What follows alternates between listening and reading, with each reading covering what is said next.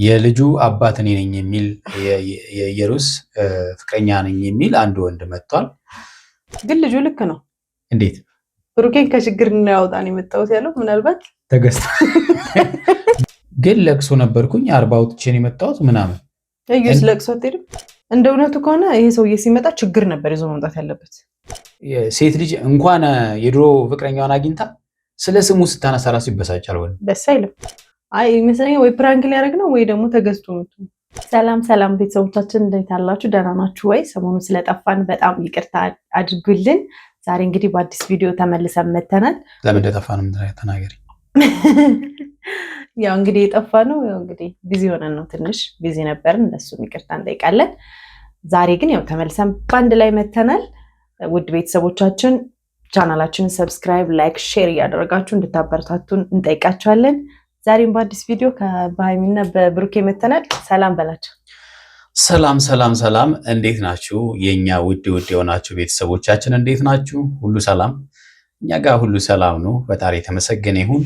ስለጠፋን በጣም ይቅርታ። የጠፋንበትን ምክንያት እሷ እውነቱን ስላልተናገረች እኔ ቀስ ብዬ ነግራችኋለሁ። እኔ ነግራችኋለሁ። እኔ ከእናንተ መለየት አንፈልግም ብቻ ግን ያው ሚስጥሩን ነግራችኋለሁ። ውሎ ይደር። ቆይ አውቄ ነው አሁንም አልናገረው።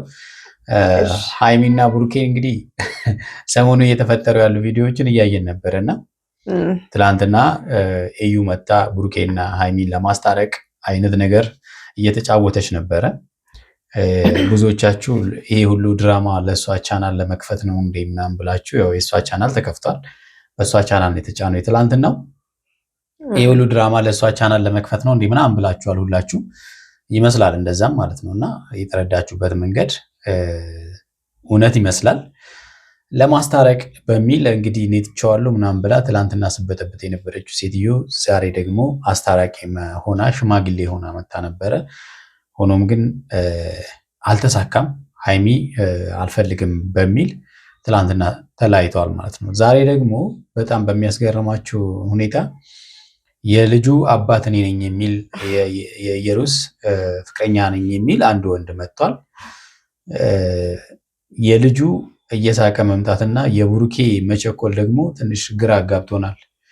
መቸኮል ስላችሁ በቃ ይኸው አየሽ አይደል ምናምን ሃይሚን እያለ ትንሽ መንቀጭቀጭ ነገሮች አሉና ይሄ ነገር የእውነት የልጁ አባት ነው የኢየሩስ ፍቅረኛ ነው ወይስ ብሩኬ ያመጣው ሰው ነው የሚለው በጣም አጠያቂ ጥያቄ ነው። ምክንያቱም ቪዲዮን በደንብ እያያችሁ ከሆነ በጣም ነው ብሩኬ በቃ የልጁ አባት ተገኘ ምናምን በቃ ሃይሚ በቃ ካሁን በኋላ የልጁ አባት ነው እንዳትይ ምናምን ብሎ በጣም ችኩል አለ። ልጁም ደግሞ እንድታምነው ነው መሰለኝ ልጁም እንድታምነው ማለት ነው እንድታምነው ልጁም ደግሞ ፈገግ ብሎ በቃ ደስተኛ ነው የሚመስለው። ብሩኬን ከችግር ላወጣ ነው የመጣሁት አለ። አንድ ወንድ እንግዲህ ፍቅረኛው ልጁን በሆዷ ይዛ የሌላ ሰው ልጅ ነው ብላ ስትሄድ እንደዚህ እየሳቀ ይመጣል ብዬም አላምንም። ግን ልጁ ልክ ነው።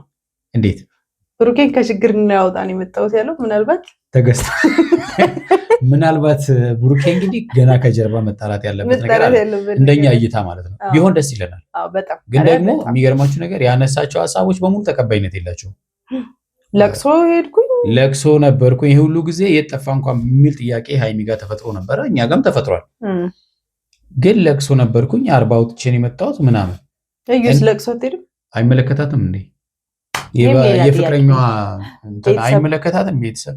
አይ ያ ብቻ አይደለም አለመግባባት ነበረ ምናምን ስላልተግባባን የኔ ልጅ ይዛ ሄዳ ሚስቴ ያንተ ነው ያለች ለሌላ ወንድ። እንደ እውነቱ ከሆነ ይሄ ሰውዬ ሲመጣ ችግር ነበር ይዞ መምጣት ያለበት። እኔ እንደውም እሱ ነው የጠበቅኩት። ምክንያቱም እውነተኛ ቢሆን ኖሮ አንደኛ ለምን አገኘሃት በሚል ብሩኬን ለምን አገኘ አንደኛ ምን አለ መሰላችሁ ቤተሰብ የድሮ ብሩኬ ማለት የድሮ ኤክሷ ነው፣ የድሮ ፍቅረኛዋ ነው ለእዩ። ይሄ ደግሞ እንደውም ብዙ ጊዜ ብዙ ወንዶች ሴት ልጅ እንኳን የድሮ ፍቅረኛዋን አግኝታ ስለ ስሙ ስታነሳ ራሱ ይበሳጫል። ወይ ደስ አይልም? አዎ አይ ደስ አይልም። እውነት ለመናገር ሴትም ቢሆን ማለት ነው። ምክንያቱም ያበሳጫል። እሱን እያሰበች ወይም ደግሞ እሱን እያሰበ ነው የሚመስለው፣ እሷን እያሰበ ነው የሚመስለው። ስለዚህ ይሄ ግን እንደዛ አይመስልም። ጭራሽ ማለት ነው ያንተ ነው ተሳስተናል፣ ቪዲዮ ሁሉ ምናምን አይቻለሁ ብሎ ምንም አልተበሳጨ፣ እንደው ደስተኛው ነው። ብሩኬን ከችግር ላወጣው ነው፣ ከሀይሚ ጋር ላስታርቀው ነው፣ እያሳለፈ ያለው ቻሌንጅ ከባድ ነው የሚለውን ብቻ ይዛ መጣ። አይ ይመስለኛል ወይ ፕራንክ ሊያደርግ ነው ወይ ደግሞ ተገዝቶ መጥቶ እንጂ ይሄ ሪል የልጁ አባት እውነተኛ የልጁ አባት ቢሆን እንዲህ አይነት ሪያክሽን አያሳይም በእርግጠኝነት ማለት ነው እኮ። እኔ ራሱ በጣም የገረመኝ ነገር እሱ ነው። በቃ ማለት ቡሩኬ ደግሞ የቡሩኬ መቸኮል ደግሞ የሆነ ምንድን ነው እየተካሄደ የሆነ ድራማ እየተካሄደ ያለ ይመስላል። እሱ በጣም ተጣደፈ። መጣ አንደኛ ምንም ተጨባጭ መረጃ የላቸውም።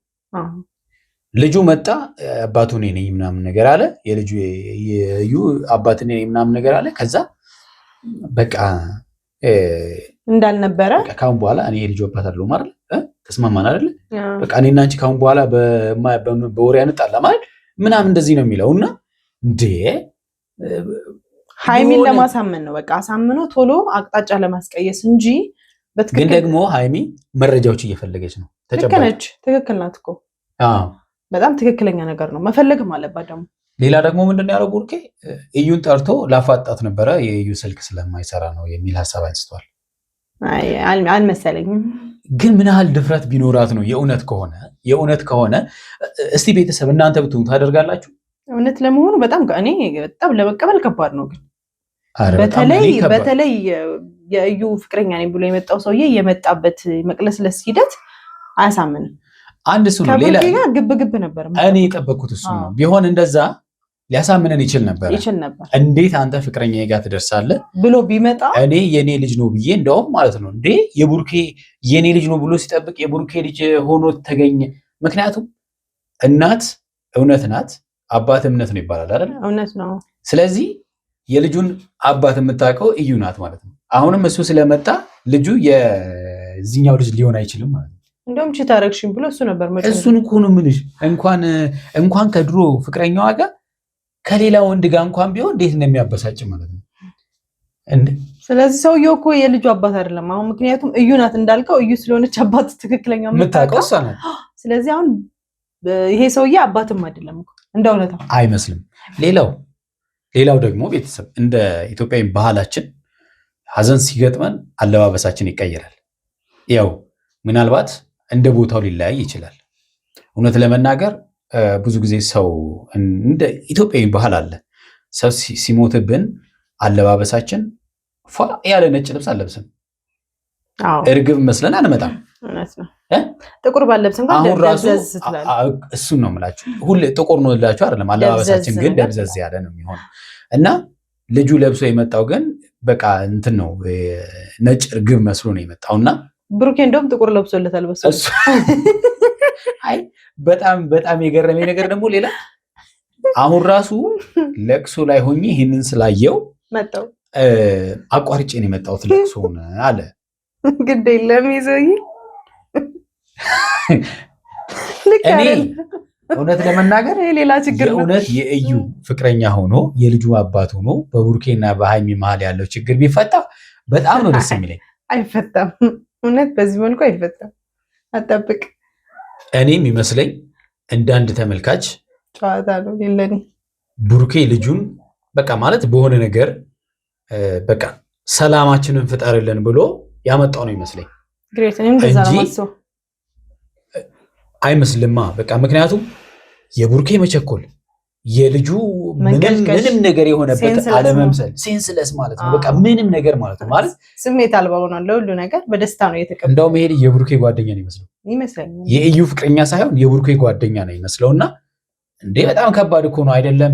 ሚስቶቻችን እኮ በአጉላ እይታ ራሱ ሲያውቁ ያበሳጨናል። እዩ አየችን አላየችን ብለው ተገናኝተው የመጡ ጓደኛዎች ነው የሚመስሉ። የእውነት እንደዛ ነው ይመስለውና ምን ያህል አሳማኝ ነው የሚለው ነገር እኔ በጣም እውነት ከሆነ ደግሞ አንድ ላይ ቢያገናኟቸው ጥሩ ነበረ። ገብቷችኋል አይደለ? መሆን የነበረበት አንድ ላይ ማገናኘት ነበረ አይደለ? እና ቢያገናኙ ችግር የለውም ነበረ፣ ሁለቱ ቢፋጠጡ ማለት ነው። አሁንም እዩ እንግዲህ ምናልባት ሌላው ደግሞ እዩ ወይ ልጁን ልካው ለማስታረቅ አሁን ለምሳሌ ትናንትና ልታስታርቃቸው እየታገለች ነበረ። እነሱ ጋር ሰላም ይፈጠር ብላ እኔ ነኝ የእሱ ፍቅረኛ ብለሽ የእሱ ፍቅረኛ እኔ ነኝ በልና አስታርቃቸው ብላ ይሆናል። እኔ እንደዛ ነው የማስበው። ምናልባት እንዲያስታርቃቸው እዩ የላከችው ይመስለኛል። እኔም እንደዛ ነው የማስበው እንጂ በፍጹም የእዩ ፍቅረኛ ሊሆን የሚችል አይነት ሰው አይደለም። በቃ እያደረጋቸው ያየናቸው ነገሮች ምናምን ነገር አይመስሉም። ከዛ ጋር አብሮ አይሄድም። ምክንያቱም አንድ ነገር የምታምኑት እውነት ሲመስል ነው የምታምኑት።